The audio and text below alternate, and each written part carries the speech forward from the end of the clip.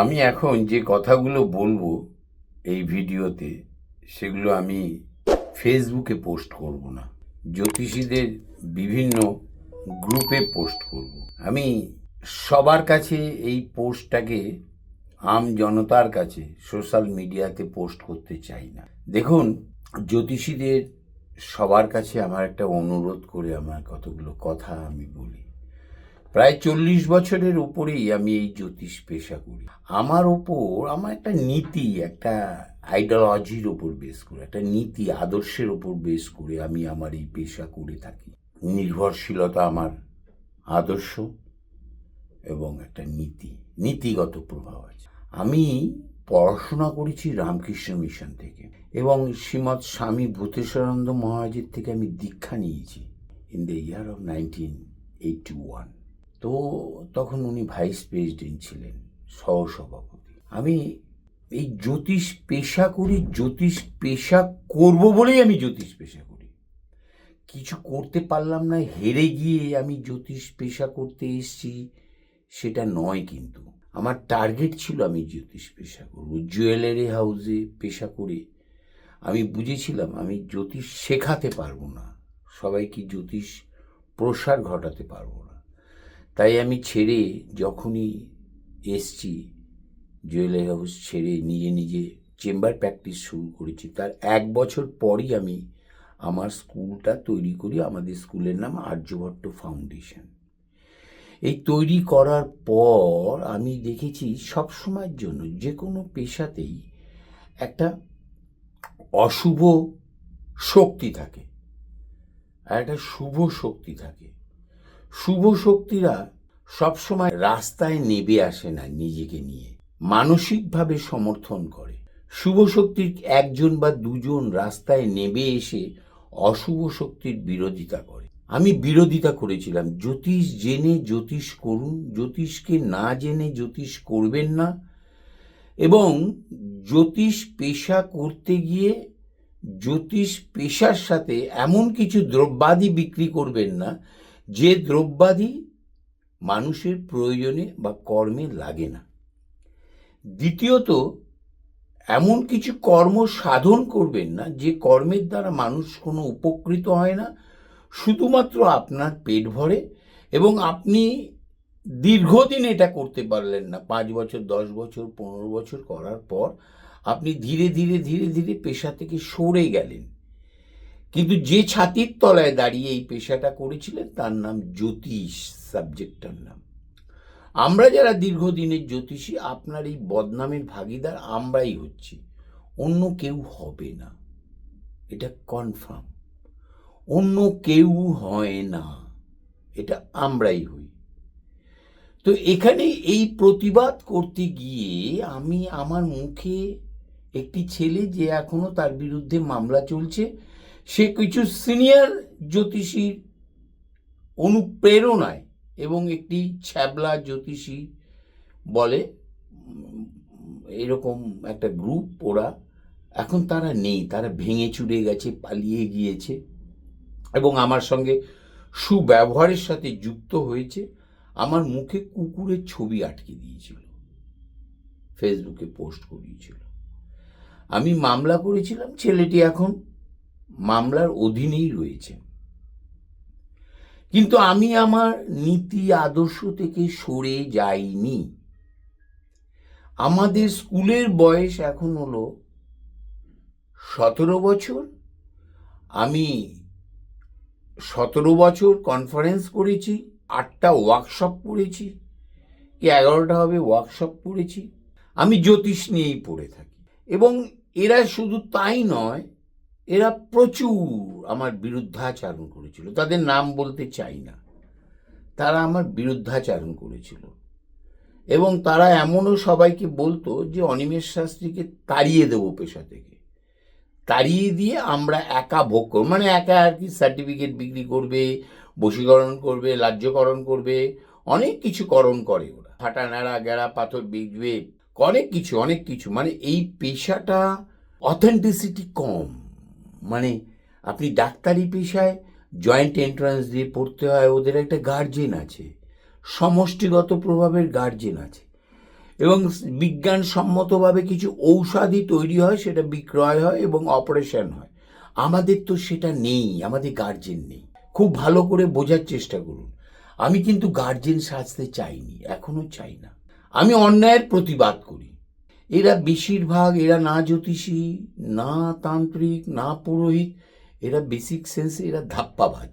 এরা বিভিন্ন রকমের জামা কাপড় পরে তিলক চন্দন কেটে টেটে এসে দোকান খুলে বসে, যে আসো বশীকরণ করে দেবো, আসো বিদ্বেষণ করে দেবো, আসো তোমার স্বামীকে মেরে দেবো, আসো এটা করে দেবো, ওইটা করে দেবো। আমার কাছে প্রত্যক্ষ প্রমাণ ভুরি ভুরি আছে। টাকা নিয়েছে, 1.5 লাখ 2 লাখ করে টাকা নিয়েছে, এবং সেই টাকা দেওয়ার ভুরি ভুরি প্রমাণ আছে।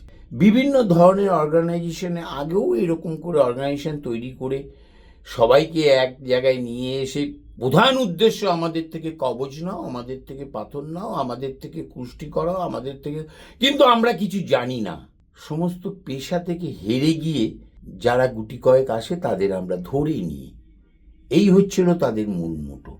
আমি তার বিরুদ্ধাচারণ করেছিলাম, এখনো করে থাকি। আমি একটা নীতিগত প্রভাবের মধ্যে থাকি।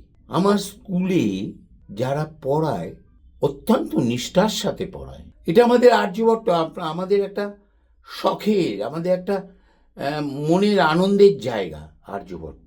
এখানে বসেও আমার বিরুদ্ধাচরণ করে, আবার আমি তাদের সামলিয়ে নিই। আমাদের জ্যোতিষীদের কাছে, আমরা যারা জ্যোতিষী না, 80% থেকে 60, মোটামুটি 60, 35 থেকে 60% আইডেন্টিটি ক্রাইসিসের পেশেন্ট। তাই এরা করে।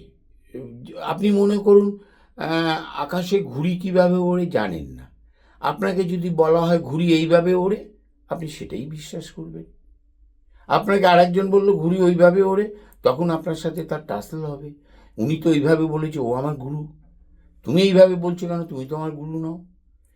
খুব তাড়াতাড়ি গুরুদেব বানিয়ে নেবে, অনেক কিছু করবে। আমি এই নীতিগত প্রভাবের ওপর দাঁড়িয়ে আমি কোনো ব্যক্তির ব্যক্তিগত সমালোচনা, প্রতিবাদ তখনই করি যখন জ্যোতিষের কোনো ক্ষতি হয় বা ক্লায়েন্টের কোনো ক্ষতি হয়। আজকে খুব পরিষ্কার করে বোঝার চেষ্টা করবেন, জ্যোতিষ সমাজকে কুলসিত করে কিছু টাকা যারা রোজগার করছে, ওই টাকাটা তো ওর রোজগার করার অধিকার নেই, অধিকার তো আমাদের সবার। সে তো ঠকছে। এই টাকাটা যে ব্যয় হচ্ছে জ্যোতিষীর পেছনে, আমরা যারা জ্যোতিষ জানি, জ্যোতিষ স্কুল আছেন, জ্যোতিষ স্কুল, স্কুল নয় কুল, তারাই করবেন। আরেকটি ছেলেকে দেখেছি, দুজনকে খালি এর বিরুদ্ধে ওর বিরুদ্ধে কথাই বলে যায়, কি বলে না বলে আমি বুঝি না। যাই হোক, যেটা যার মনে চায় বলতেই পারে, কোনো অসুবিধে নেই। কিন্তু নীতিগত প্রভাবের ওপর দাঁড়িয়ে আজকে এখনো বলছি, আমি ডিজিটালি আমি তাদের জানতে পেরেছি, ডিজিটালি সাইবার ক্রাইম জানতে পেরেছি। যতগুলো ফেসবুকে ফেক অ্যাকাউন্ট আছে, প্রায় 11টা ল্যাপটপ থেকে এগুলো হয়, ইমেল অ্যাড্রেস পাল্টে বিভিন্ন নাম এক এক সময় এক একজনের, এইগুলো পুলিশকে ইনফর্ম করেছি আমি। ফেসবুকে অলওয়েজ ফেক অ্যাকাউন্ট নিয়ে, আজ রাজীব, কালকে মালবিকা, পরশু এটা, এটা আইপি অ্যাড্রেস নর্থ 24 পরগনা, 4 জায়গা থেকে বেরিয়েছে। এবং আমি কিন্তু এখনো বলছি, ডিজিটালি অ্যারেস্ট করা এদের কোনো অসুবিধের কোনো কারণ নেই। ডিজিটালি এরা অ্যারেস্ট যে কোনো সময়, আমি যদি অভিযোগ করি, আমি একটা কমপ্লেন করেছিলাম, আমি যদি অভিযোগ করি, এফআইআর করি, তাতে দেখা যাবে যে এরা বিচারাধীন হবে।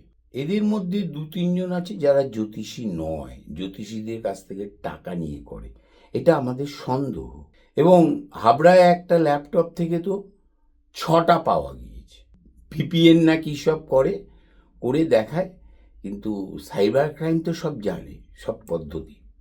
তা আমি একটা নীতি আদর্শের ওপর দাঁড়িয়ে বলতে চাই, যারা জ্যোতিষ জানো না তারা কাউকে সমালোচনা করো না। যারা সমালোচনা করেছে তারা নেই কেউ, তাদের খুব অসুবিধের সাথে দিন কাটাচ্ছে, খুব অসুবিধের সাথে দিন কাটাচ্ছে। আমার অনুরোধ, জ্যোতিষকে কুলুষিত না করে, অপরকে গালিগালাজ না করে, বেনামে নাম না ধরে নানান কিছু বলিয়ে লোককে বুঝিয়ে দেওয়া, আমি ওকেই বলছি, সেটাও কিন্তু একটা অপরাধ, মেন্টালি হ্যারাসমেন্ট, নন বেলেবল অপরাধ। যার কথা শুনে বলছো তারা সব বেশিরভাগই ভিখিরি। আমি প্রত্যেকের কাছে আমার করজোরে অনুরোধ, জ্যোতিষ কুলসিত হচ্ছে মাত্র একটি ছেলের জন্য, এবং দুটি বলতে গেলে। এই জায়গাটা থেকে আপনারা সবাই ডিজিটালি প্রতিবাদ করুন, করতে হবে না বাস্তবে। ফেসবুক মাধ্যম, বিভিন্ন সোশ্যাল মিডিয়া মাধ্যম আছে, করুন। আমি অনেক করেছি এবং আমি একটা জায়গায় নিয়ে এসেছি। আমি একটা নীতি আদর্শের উপর, আমি কারোর থেকে টাকা নিয়ে কোনো মেম্বারশিপ করিয়ে দেবো, এই করিয়ে দেবো, হ্যান করিয়ে দেবো, আমার কাছে রেজিস্ট্রেশন করাতে হবে, তুমি তাহলে এটা পাবে ওটা পাবে, প্রলোভনে কোনো অর্থ নেওয়ার মতন পরিস্থিতি যারা করছেন তারা ভুল করছেন। নয় নিজেরা কাজ করুন, কাজ না করতে পারলে রিটায়ারমেন্ট করুন, অন্য পেশা করুন। এটা আমার অনুরোধ, সবার প্রতি আমার অনুরোধ। যোগ্য ব্যক্তিকে সম্মান দিন, স্কুল করে আছেন। অযোগ্য ব্যক্তিকে শুধু অর্থের জন্য সম্মান দেবেন, এটা হয় না। অযোগ্য ব্যক্তিকে অর্থ দ্বারা সম্মান দিলে সেটা তো পেশা হয়ে গেল, ওটাই একটা আপনার পেশা হয়ে যাবে। জ্যোতিষে অনেক বৃদ্ধ ভালো ভালো লোকজন আছে, আমি তাদের অনেককে তুলে নিয়ে এসেছি। এখনো আমি বিভিন্ন জায়গা থেকে জ্যোতিষদের সম্মান দিয়ে নিয়ে এসে, কেউ অনেকে অনেক রকম কথা বলে। দেখুন, দোষ ধরতে গেলে যার কর্ম নেই তার দোষ ধরার ক্ষমতা অনেক বেশি। কর্ম পদ্ধতি থাকলে দোষ ধরার ক্ষমতা থাকবে না, অ্যাডজাস্টমেন্ট, সহযোগিতার মানবিকতা তৈরি হবে। সবাই ভালো থাকবেন। আমি কথাগুলো বললাম কোনো কাউকে উদ্দেশ্য করে নয়, উদ্দেশ্য করে একজনকেই, যার দ্বারা জ্যোতিষ কুলসিত হচ্ছে, এবং জ্যোতিষে বারংবার সে জ্যোতিষ থেকে রোজগার করার জন্য, জ্যোতিষের থেকে পেশা না করে অন্যভাবে কিছু করার চেষ্টা করছে। এটাকে সমর্থন করবেন না, একটা নীতি আদর্শের মধ্যে আসুন। নমস্কার।